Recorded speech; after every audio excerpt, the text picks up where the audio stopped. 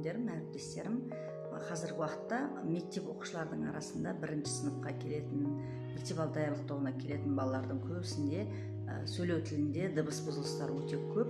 Өздеріңіз білетіндей, сол себептен қазір сіздерге мысалы р дыбысын қою үшін оған керекті жаттығуларымыз біздің міндетті түрде ат жабысы, саңырауқұлақ және баян. Осы жаттығуларды жасап, баян мен саңырауқұлақ жаттығуын жасау үшін бірінші біз ат жабысын жасап алып, таңлайға тілді жабыстыруды үйренуіміз керек. Соны сабақ барысында жасап жатқан балалардың жасағанынан қалай үйренгеніне сіздерге өзімді көрсеткім келіп отыр. Ат жабысын жасай отырып, саңырауқұлақ жаттығуды үйренеміз. Қатты тарт, жарайсың, тарт. Міне, үйреніп жатырмыз. Тағы да. Міне, көрдіңіздер ғой? Өте жақсы, тамаша. Жаттығу арқылы тілімізді жаттықтырып, саңырауқұлақ және баян жаттығуын үйренгеннен кейін тіліміздің дірілін жасауымыз керек біз тілде. Оны біз деп бастау керек. Егер бала тілі тісінің арасын қоса беретін болса, онда саусағымызды әкелеміз. Аралары қосылмай тұруы керек. Сөйтіп, зын айтқаннан кейін тыдай деп тілімізді жоғары көтеріп үйрете бастаймыз.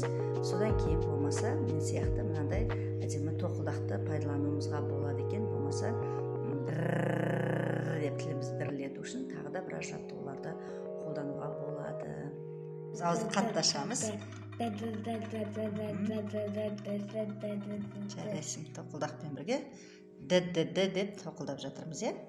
Тамаша. Саусағымызды тазалап жуып аламыз. Міне осылай қолымызды саусақтарымызды жұмып тұрып, бір ғана саусағымызбен, сұқ саусағымызбен тілімізді жоғары қарай тістің астынан көтеріп тұрып, кәне дірілдетеміз. Дыбысын айтып отырып, әрі бері қолымызды қозғаймыз. Дыбысына дайындық осылай болады. Тағы. Жарайсың. Дыбысын қою үшін міне мынадай жұмысты да пайдалануға балаларға қызықты. Бері қарай жүре ғой. Жарайсың. Осындай да жұмысты пайдалануға болады. Жарайсың. Кәне артқа жүріп түш былай қарай. Қайтадан. Қайтамыз. Жарайсың. Осылайша біз тілімізді дірілге келтіріп барып, р дыбысын қойып аламыз.